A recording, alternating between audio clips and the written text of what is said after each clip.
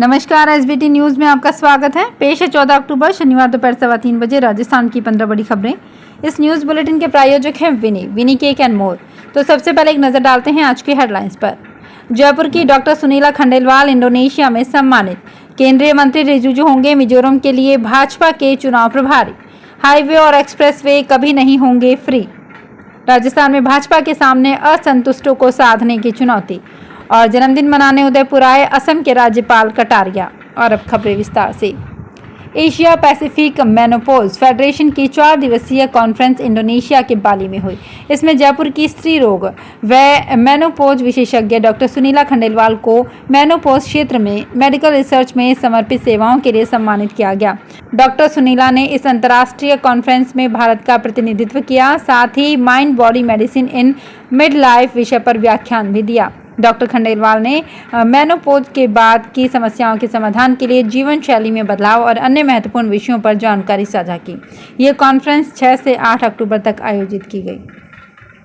भाजपा ने केंद्रीय मंत्री किरण रिजिजू को मिजोरम के लिए पार्टी का चुनाव प्रभारी नियुक्त किया है। पार्टी ने शुक्रवार को एक बयान में कहा कि भाजपा के राष्ट्रीय सचिव अनिल एंटनी और नागालैंड के उप मुख्यमंत्री यानथुंगो पैटन मिजोरम चुनाव के लिए पार्टी के सह प्रभारी के रूप में काम करेंगे। मिजोरम की सभी 44 विधानसभा सीटों पर 7 नवंबर को मतदान होगा और वोटों की गिनती 3 दिसंबर को होगी।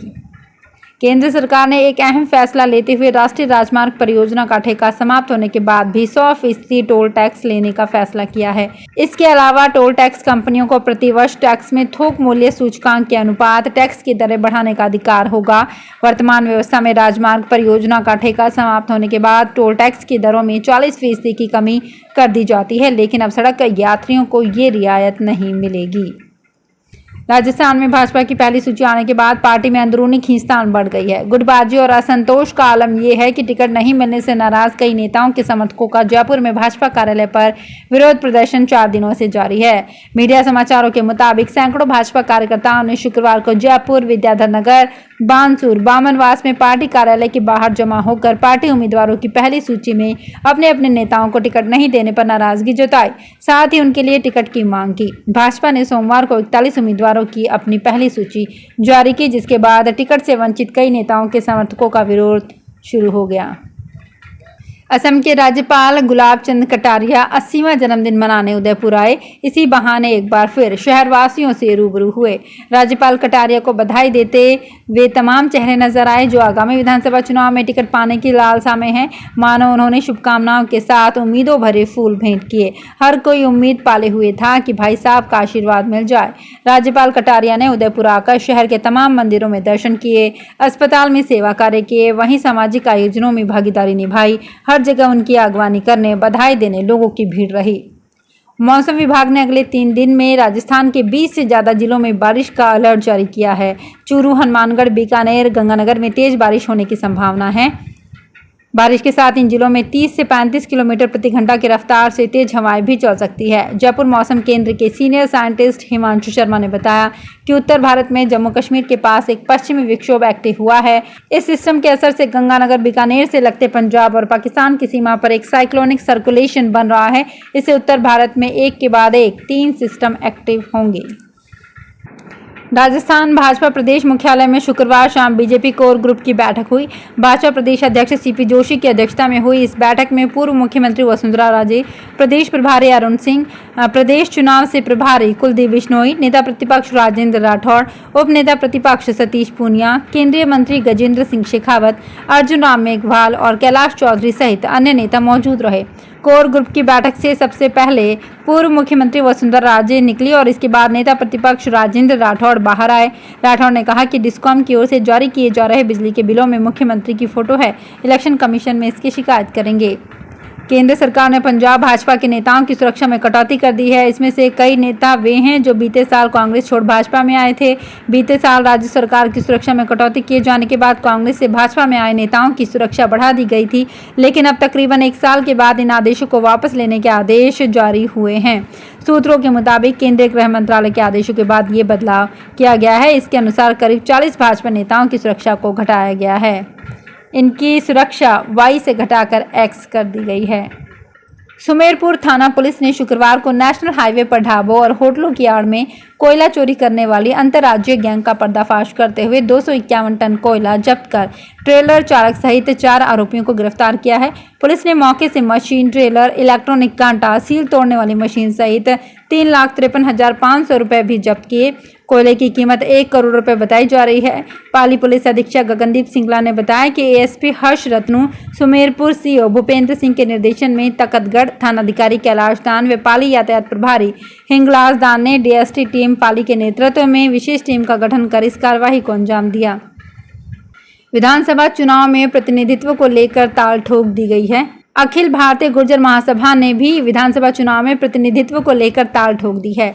महासभा ने राजस्थान में गुर्जर मतदाताओं के हिसाब से भाजपा और कांग्रेस से 20-20 सीटों पर समाज के उम्मीदवार उतारने की मांग की है। महासभा ने साफ कहा है कि जो पार्टी महत्व देगी समाज उसके साथ होगा। ये बात महासभा के प्रदेश अध्यक्ष राम प्रसाद धाबाई ने शुक्रवार को भीलवाड़ा में मीडिया से बातचीत के दौरान कही।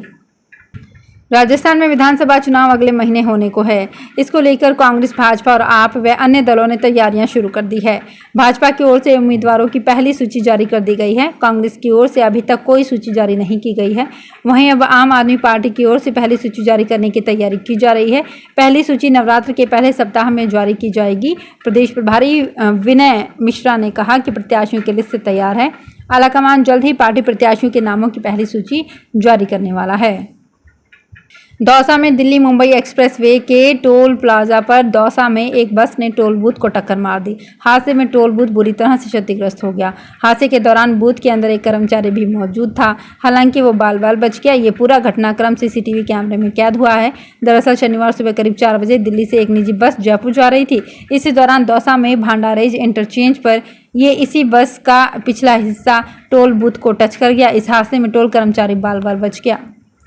राजस्थान विधानसभा चुनाव की रणभेरी बजने के साथ ही प्रत्याशियों के चयन की प्रक्रिया शुरू हो गई है। जिन्हें टिकट मिलने वाला है उन्हें राजनीतिक दलों ने इशारा भी कर दिया है। ऐसे नेता क्षेत्र में सक्रिय हो गए हैं। इस इशारे के बाद कुछ बड़े नेता ये मान बैठे हैं कि उनका टिकट कटने वाला है। इस बार पार्टी उनका टिकट काट सकती है। यदि पिछले कई चुनाव का ट्रेंड देखा जाए तो ये साफ है कि इस बार भी बड़ी संख्या में दोनों बड़ी राजनीतिक पार्टियों के बड़े चेहरे जैसे कि पूर्व प्रत्याशी, पूर्व विधायक और पूर्व मंत्री बागी होकर चुनाव लड़ सकते हैं। माता दुर्गा के प्रति बंगाल के श्रद्धालुओं की आस्था सर्वविदित है। वहां की मिट्टी की प्रतिमाएं भी सबका मन मोह लेती हैं। ऐसी ही प्रतिमाएं उदयपुर शहर में भी 35 साल से स्थापित हो रही हैं। इन प्रतिमाओं को बंगाली कारीगर तैयार करते हैं। प्रतिमाओं की सुंदरता से मोहित कई मंडल भी अब बंगाली कारीगरों से ही प्रतिमाएं बनवाने लगे हैं। बंगाल के कारीगर शंकर साहा ने बताया कि 35 वर्ष पूर्व उनके अंकल उदयपुर आए थे। उन्होंने यहाँ रहने वाले बंगाली लोगों के लिए दुर्गा प्रतिमा बनाने का काम शुरू किया। तब से लेकर आज तक प्रतिवर्ष बंगाल के कारीगर यहां आ रहे हैं। जयपुर के भांगरोटा इलाके में शनिवार सुबह प्लास्टिक पाइप बनाने वाली कंपनी के गोदाम में भीषण आग भड़क गई। इससे करोड़ों रुपए का नुकसान होने का अनुमान है। आग को काबू करने के लिए 5 से 6 घंटे तक लगातार दमकलों ने पानी फेंका। उसके बाद जाकर आग को काफी हद तक काबू किया जा सका। अजमेर रोड भांगरोटा में स्थित आशीर्वाद कंपनी का गोदाम 3000 गज से भी ज्यादा एरिया में फैला हुआ है। जिस समय आग लगने की सूचना दी गई थी उस समय आग गोदाम के एक छोटे से हिस्से में लगी थी, लेकिन प्लास्टिक का सामान होने के कारण आग तेजी से फैली। गनीमत ये रही कि इससे कोई जनहानि नहीं हुई। तो फिलहाल इस बुलेटिन में इतना ही। फिर हाजिर होंगे कुछ और बड़ी खबरों के साथ। अगर आप भी अपने आसपास की छोटी बड़ी और महत्वपूर्ण खबरों से अपडेट रहना चाहते हैं तो सब्सक्राइब कीजिए हमारे चैनल एसपीटी न्यूज को और प्रेस कीजिए बेल आइकन पर।